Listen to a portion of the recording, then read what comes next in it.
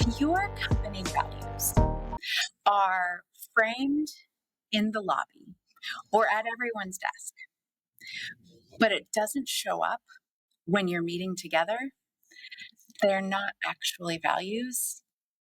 They're just decorations on the wall.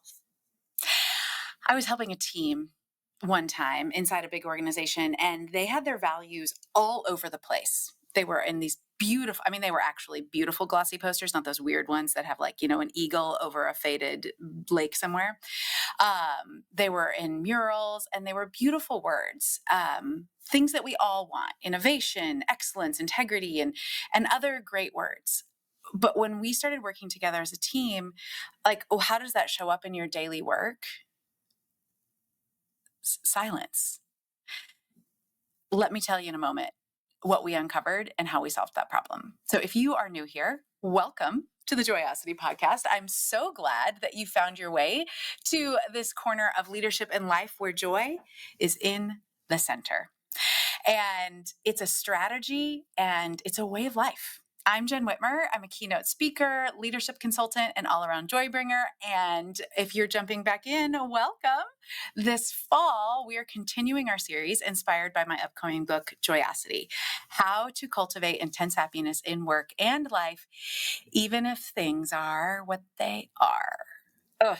And around here, we are not settling for toxicity, overwhelm, or exhaustion of it all. In each episode, I'm going to bring you stories and research and tools that you can use right away to help you as a leader, because we start with you. So in this organization, like I said, their values were all over the place. But when I pressed the team on what that looked like in action, describe, define, how does that show up? What does it look like when you're following values? Some of those kind of questions, no one really had an answer. One brave person finally raised their hand and said, I'm not actually sure. I can just tell you what they are because they're on the wall. And that disconnect was why they had brought me in, because it had been creating bigger problems. Leaders were making choices that didn't line up with the pretty glossy posters on the wall. And teams were frustrated because expectations felt fuzzy or contradictory. And over time, the trust was eroding. Here's what else that we discovered. The disconnect wasn't just at the organizational level, because individuals were unclear about what was really happening with the values at an organizational level. They were also unclear about their own individual values and how they lived in harmony with the organizational values. So when something happened in a meeting or in a project, something bumped up against something that they really cared about, they didn't understand why they were so upset or why they were so distrusting. It wasn't because these individual leaders didn't have values. It's because they hadn't put language to them yet. And when you can't name your values or what that looks like in real life, you can't align your actions to them. Because values aren't actionable. When they're not actionable, it actually causes more harm than good. When people see a gap in what you say or what's written on the wall or what's at the bottom of your email signature and what's lived in that email or in that room where the posters are, they're going to lose trust. And if you don't know your own values and you can't articulate why something feels off, why you are frustrated by that, you're going to disengage or lash out.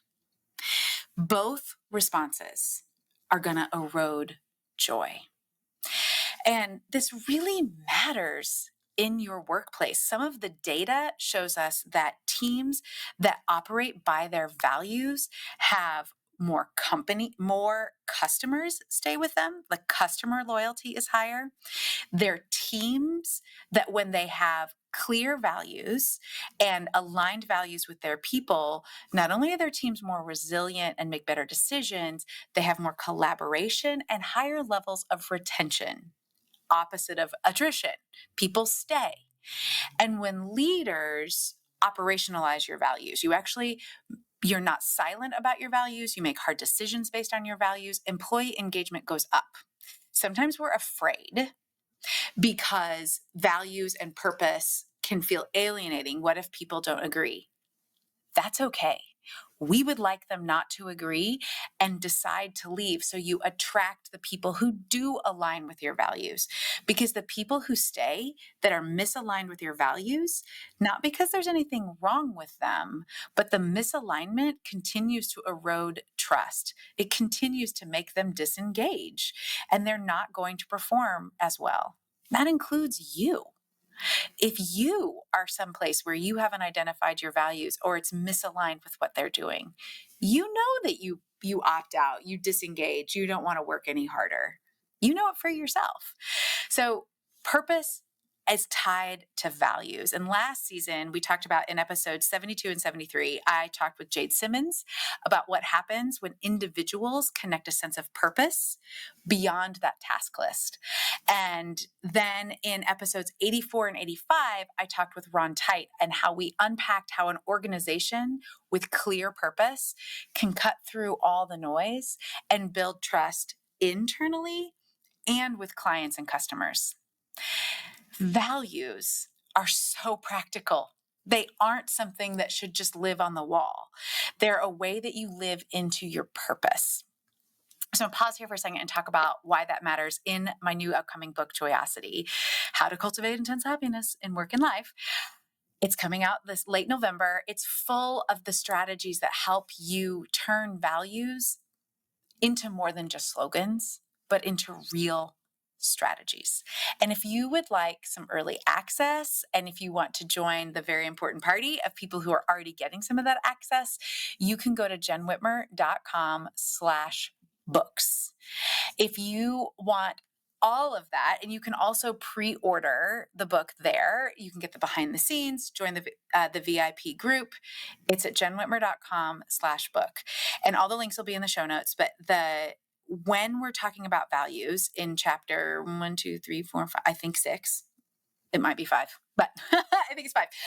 In chapter 5 on values, I dig into even more about where values come from and why you have to make them actionable. Because what we're talking about today in how you can make your values actionable, we don't always know where our values come from. Our values come from all kinds of places. They come from our families of origin. They come from our culture. They come from our faith traditions, and even workplaces you've been before. You bring those values. You kind of accept and adopt them. And sometimes we inherit ones that we've never really examined. And that means you may have a value or you feel guilty because you're not aligning with that value anymore. And you don't even know it, that you have that value until someone bumps up against it or calls you on it. And you feel guilty because, oh man, I thought that was my value, but I'm not living by it. But is that really my value? Is that something I want anymore? You feel a lot of shamey shoulds when that happens. When a leader makes a decision that clashes with your unspoken value, you might suddenly get really angry and immediately start to mistrust what's happening, but you can't always explain why. That's why you as an individual have to do the work of naming your values on purpose first. Because values will drive your leadership and your decisions, whether you acknowledge them or not. So values aren't just what you believe. They are what you live. Values aren't just what you believe, they're what you need to live. And a value shows up in your decisions and in your systems. It shows up in your conversations. All of those things, they show up. If your value isn't showing up in the way you make decisions or the way you talk to other people or the way you send an email or the way you organize your life, it's not actually something that you value. It's just something nice to say. Might be wall art. Values that are lived become fuel for joy, clarity, and trust. And that's what I want for you as a leader. Values really build loyalty. They build resilience. They build trust, because think about it. If somebody says, I do A, and then they actually do A, you trust them. I don't actually know anybody who has a value of punctuality that's a core value, like they would name it as one of their top 5. But I know a lot of people who value punctuality just as a concept. And those people are on time. And the ones that say they value punctuality and are never on time, they're kind of a joke, because I don't trust you. You say one thing, you do another. We don't want that. You want the values that are lived, so you create joy and clarity and trust. And in the book, Joyosity, and in the accompanying workbook called the Joyosity Works Playbook, I give you an intense framework that helps you identify your values in a unique way that I have found after working with hundreds of clients is incredibly effective. And you clarify what they mean in your context and align them to your leadership so they actually show up in your daily life without having to like buckle down in some way. It becomes a natural expression of who you are. Then they stop being decoration and they start being direction. And that is really what I want for you, because that is what is going to create more joy. And this part of exploring your personality, we talked about in episode 103, and in episode 104, we talked about examining your stories. Examining and identifying your values is a very active place. In the book, I talk about your personality as a lens that you don't choose. Stories are how you interpret what comes through that lens, but values are the lens that you do choose to see the world through. And that is incredibly powerful. And from exploring yourself, which is a really great place, you can't just stay there, because again, self-awareness without self-disclosure is just self-centeredness. I want to move into engagement. So next week, we're going to talk about the engagement skills that you need, your people power skills. I'll say that again, your people power skills, and don't you dare call them soft skills, of engaging with other people, because all of this exploration is all fun and dandy until somebody doesn't agree with you, or somebody triggers that emotional response in you, or you have to make a hard decision for a group. Those are engaging skills. So next week, we're going to start with why emotions belong at the leadership table, and how emotional intelligence is really one of your strategic advantages as a leader. So if you think about what you heard today about values, I'm going to put my coach hat on. Wish I would have brought a hat. Put my coach hat on for a moment. I want you to take a breath and really, could the people you lead name your values? Maybe not the exact values if you had written them out, but they have an idea of what you value. Even more importantly, could you tell me your values and how they're lived out in your leadership? I'd love for you, if you're not sure, to pre-order Joyosity, and when the Joyosity playbook is available for pre-order, because that's going to give you the tools to be able to answer that question with absolutely.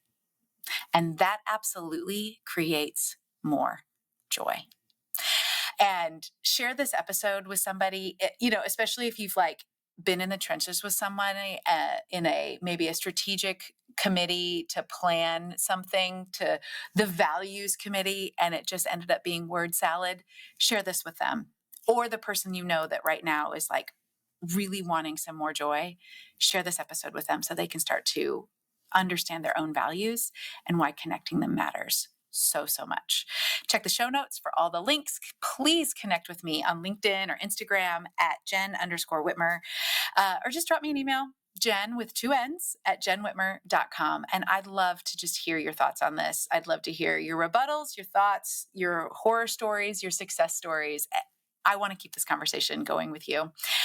I'm really grateful. I know that you have a lot of choices to spend your time in the car cooking dinner, or, playing with spreadsheets, and you chose Joyosity, and I'm really grateful for that. Would you rate and subscribe? And it really helps other leaders grow like you're growing, and join this movement to create positive culture with complex people. So work is a joy and people are whole and organizations flourish. So if I can leave you with this idea, if your values don't show up in your decisions, they're just marketing. Don't be that leader. Be the one who lives into your values.